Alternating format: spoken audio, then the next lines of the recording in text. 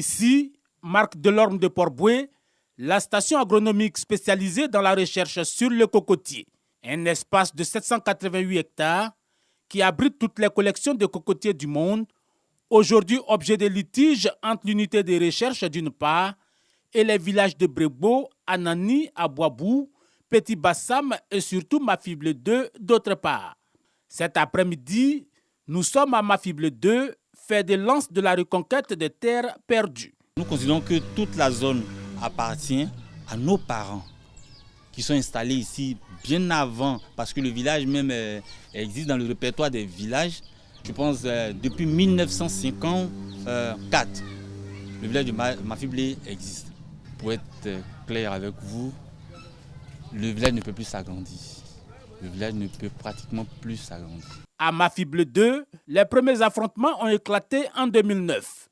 Fait déclencheur, une parcelle abattue par la station de recherche pour des besoins de replantation. Une parcelle que les villageois voulaient récupérer.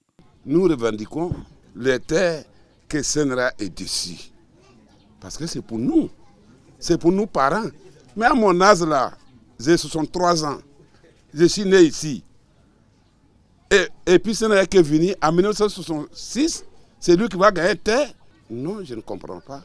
Le contrat de cession accordé le 22 mai 1967 à la station Marc Delorme, désormais entité du Centre national de recherche agronomique CNRA, se trouve ainsi remis en cause par la chefferie de Mafible 2 et les autres villages. La station de recherche soutient que les villageois ont été dédommagés depuis les années 1980 par l'État de Côte d'Ivoire. Son directeur, Thierry Lekadou, organise la résistance. Ces 5 villages ébriés là revendiquent ces terres, ce qui n'est pas possible. Parce que nous abritons ici la collection internationale pour le cocotier. Ce patrimoine n'appartient plus au seul État de Côte d'Ivoire ou au seul CNRA. Il appartient désormais à tout le monde entier. Et il n'est pas question, il n'est pas possible qu'on puisse venir dégager tout de suite les cocotiers pour construire des maisons. Parce que chaque cocotier ici a son identité.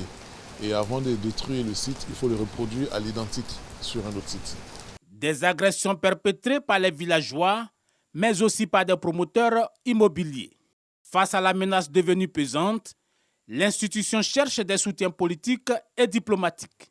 Depuis 1999, le site est érigé au statut de patrimoine mondial par la FAO et Biodiversité internationale. Statut renouvelé en 2007. Mi-mai, l'ambassadeur de France invité sur le site reçoit une double sollicitation. Avis favorable pour la construction d'une clôture, mais objection pour une intervention directe dans le litige.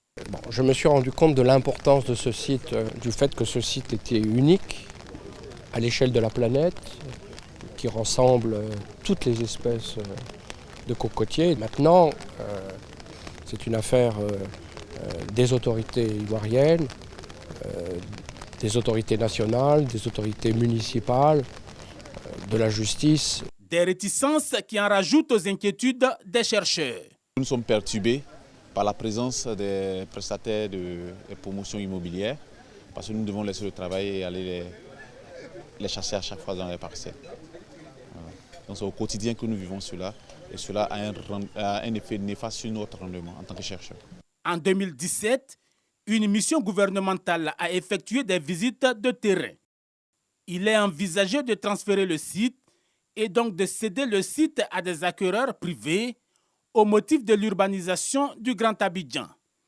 Une solution difficile à avaler. On sait que c'est un site menacé, on sait que c'est un capital pour le pays, mais pas seulement pour le pays, pour tous les personnes qui travaillent sur le cocotier.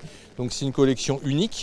Devant les populations villageoises de Brébeau, Anani, Abouabou et Mafible qui refusent de renoncer aux velléités d'annexion du site, le Centre national de recherche agronomique, quant à lui, regarde avec insistance du côté du gouvernement. C'est une question de souveraineté. L'État de Côte d'Ivoire reconnaît l'importance de la recherche scientifique. Peut-être que les gens n'ont pas été bien informés à un moment donné de l'importance de ces sites, ou bien ils ont été induits en erreur par rapport à la manière dont les dossiers ont été montés. Donc ils ont dû prendre des décisions, mais aujourd'hui ils se rendent compte que non, c'était pas, c'est tellement important que on peut revenir des fois sur des décisions qu'on a prises avant. Cette tentative d'annexion du CNRA n'est pas un cas isolé. D'autres sites, comme ceux de l'ANADER et de l'École nationale d'agriculture de Bingerville, sont aussi dans la même situation.